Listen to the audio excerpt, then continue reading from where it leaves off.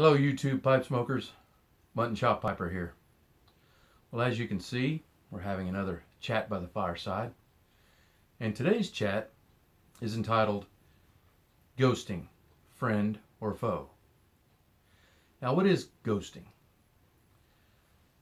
Ghosting is the transfer of flavor into the carbon cake on the inside of your tobacco pipe. This occurs mostly with non-aromatic and English blends. Aromatics are not strong enough or do not have strong enough components in them to saturate the carbon wall of the inside of your pipe enough to make a difference. Besides, if you're going from an aromatic to an English, the English blends or the non-aromatic blends have components in them that will pretty much stamp out any flavoring that the aromatic blends might have. Now, how do we prevent ghosting from occurring? Or, first of all, how does it occur? Well, it occurs mostly with non-aromatic and English blends. English blends have components in them that are so full-bodied and so strong that they will permeate the inside of your tobacco pipe, where aromatics don't have so much of that going on. So how do we prevent that from happening? Well, in my case, and probably most of the cases with you guys out there, is that you have pipes that are dedicated to certain blends. I dedicate a set of pipes to non-aromatic and English blends, and I dedicate another group of pipes just for aromatic blends. That way I don't get any ghosting going on whatsoever. So to explain this a little bit more, I'm going to use a couple of tobaccos that are a couple of my favorites to get you to understand what I'm talking about. The first one we're going to talk about is GLP's Gaslight. Now this is a heavy, full-bodied English blend that incorporates Perique and Oriental tobaccos. Those tobaccos are really strong and they will ghost your pipe, or they will permeate the wall of your inside of your tobacco pipe with flavoring. The second one I want to talk about is Lane Limited 1Q. Now 1Q is a lighter tobacco. It is an aromatic. It is cased with vanilla, and it's very smooth and very light. Okay, so using these two examples, let's say that you take a pipe and you smoke about 10 bowls of Gaslight. Then you decide, you know what, I don't think I want such a heavy tobacco tonight. I'm going to pop in some 1Q. So you fill your bowl with 1Q and you start to smoke. Next thing you know, 1Q doesn't taste the same. It's sort of peppery. It's more full-bodied. It doesn't taste the same. I don't like this. Ooh, and you dump it out. The reason why 1Q doesn't taste the same is because of the flavoring that's in the carbon cake, influencing the smoke, combining with the smoke of the 1Q, which gives you a different taste. Most of the time, we don't like that.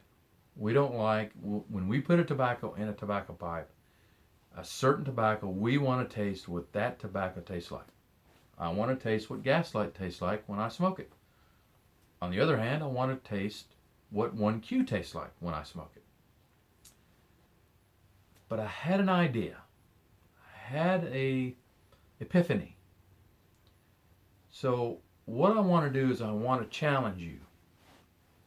And I want you to experiment.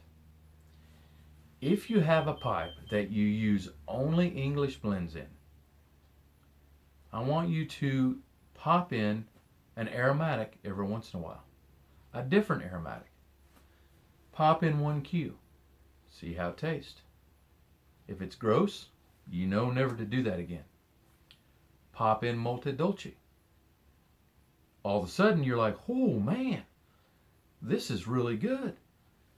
It's sweet, yet peppery and full bodied at the same time. I really like this. Sometimes when you combine tobaccos, when you combine a ghosted tobacco pipe with an aromatic blend,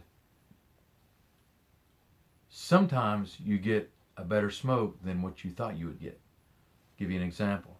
Now these two tobaccos are both non-aromatic and considered English blends.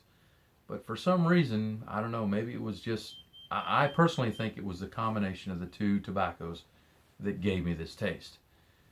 But I smoked a bowl of Mississippi River, and I think I smoked a couple of bowls, and it was really good. And I said, you know what? I haven't put in any Frogmorton Cellar in a while, so I popped in some Frogmorton Cellar. Oh man, that Frogmorton Cellar, it tasted like I was smoking a chocolate bar. Not a dark chocolate, but a milk chocolate bar.